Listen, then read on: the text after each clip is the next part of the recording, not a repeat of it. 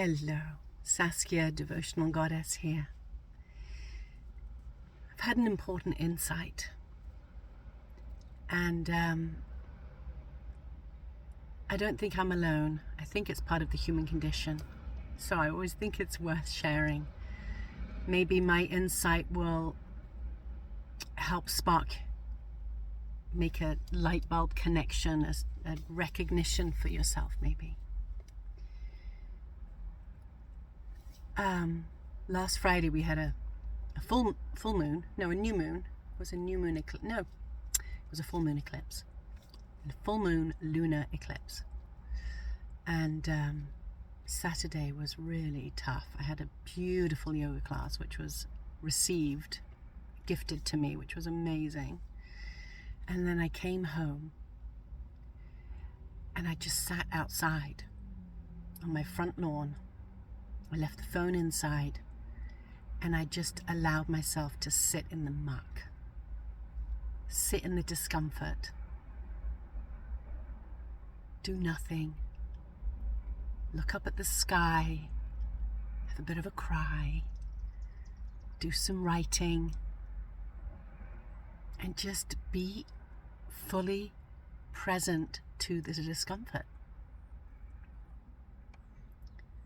And I think I was out there for about maybe 2 hours, 2.5. Felt like that anyway. And one of the insights, there have been, multiple little insights that are coming into form.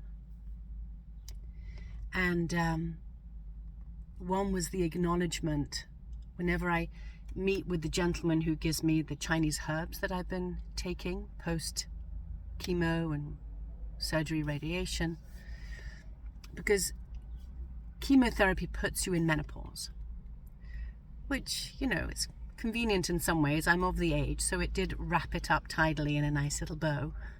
I didn't have to go through that labored procession of having my menses and then not, and then having it and not.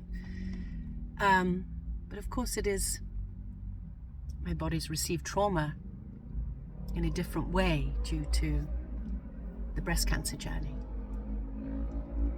So whenever I meet or connect with the gentleman who gives me the herbs, he's always like, how are the hot flashes? And I'm like, oh, I'm fine, don't have them. And he asks me every time, and I'm like, Saskia, he asks you every time because it's probably normal that you are still having them. Pay attention.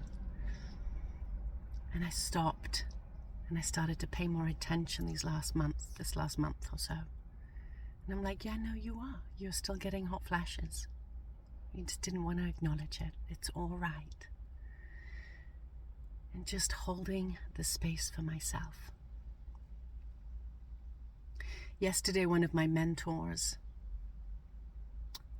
did a Facebook Live, and she channeled, so people could send in questions and she channeled the response. And because I was sort of multitasking while I was doing it and trying to get from A to B to C, there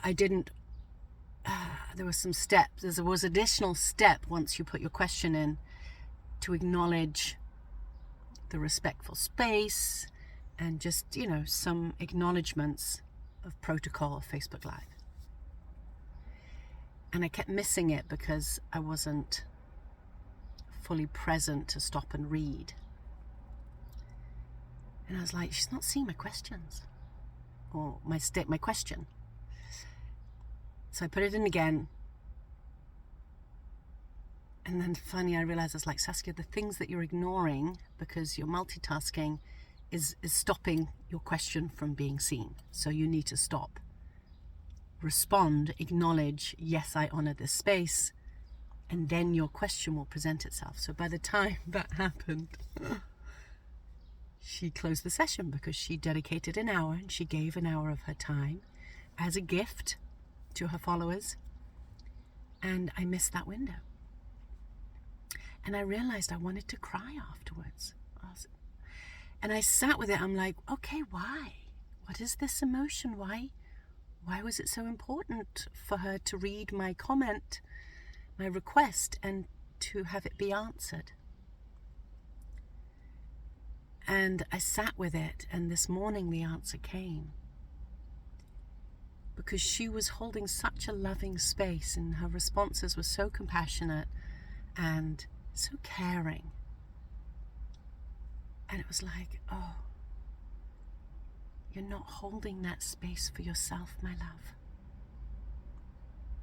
You're not holding that loving embrace, and that's what you wanted to receive from her, because you're not giving it to yourself. Can you do that? Can you pause and give yourself the time to just hold yourself in the loving embrace that you're expecting or hoping or wanting someone outside of you to do?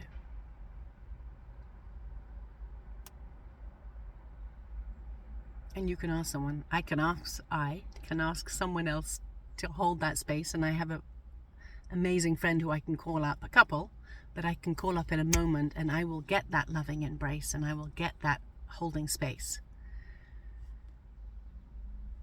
But it was an important acknowledgement for me that I needed to do it for myself.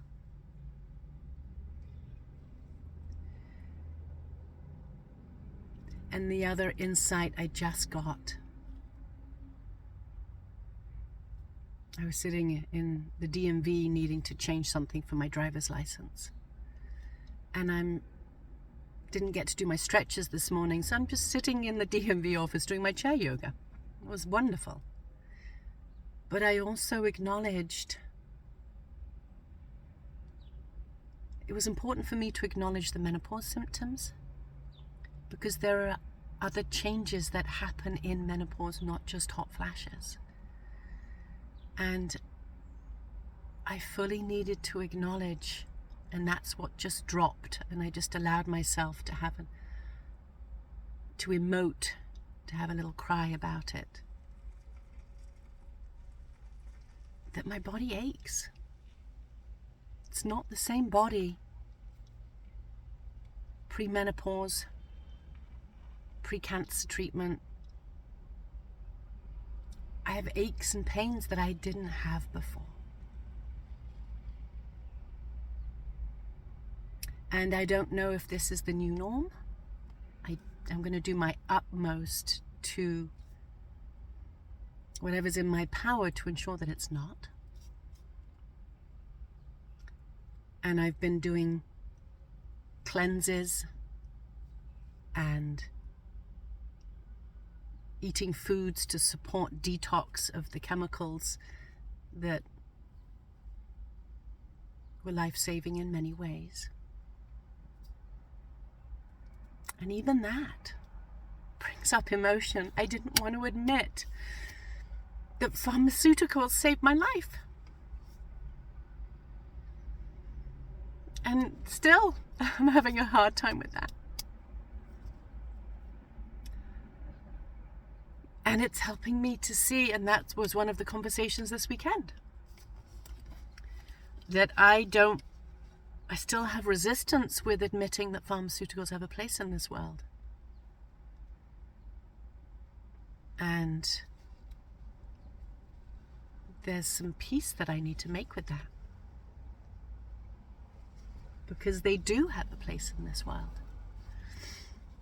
I have just been incredibly blessed up to this point that I haven't had to need them. And I've been able to do, and when I say up to this point, I mean up to leading up to the cancer diagnosis, that I've been able to use other modalities, self-healing practices, herbs, teachers, mentors, to support my healing in the ways that I believe in. And the needing of pharmaceuticals to bring me back into balance is still something that I'm processing and making peace with and coming to terms with, and moving to a place where I can hold it lovingly and in gratitude. So thank you for even holding the space with me now to allow me to process this, and I hope that in some way it supports you and helps you on your journey. Because we all have things that we have aversions to and that we don't want to fully acknowledge or see or embrace.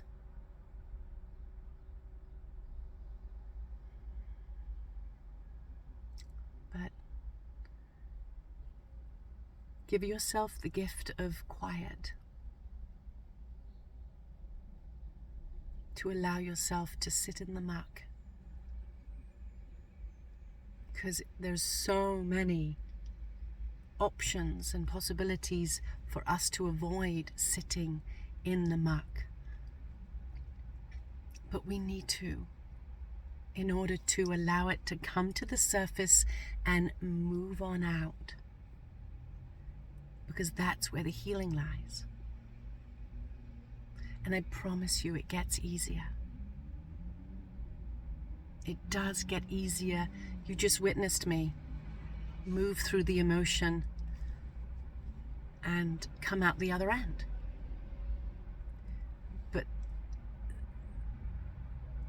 allowing that process to happen in the space of 3 minutes or however long you witnessed me go through it, that wave of it, there's more I'm sure, but that wave of it is because I've done it for a long time, and the tears didn't used to pass in 2 minutes. They used to, be longer. And my parents have been witness to that on many a Skype over the years. And they know me well enough now, and they've witnessed me over the years to know, okay, we're just going to hold space because she's going to move through it, and she does. We've seen it enough times that this is part of how she heals and processes. And I love them for that. All right. Thank you. Wishing you all a blessed day. Feel free to share. Feel free to share it with others who you might think this is a helpful message for, to reconnect them with their humanness. And sending you all so much love. Many, many blessings. And till the next time.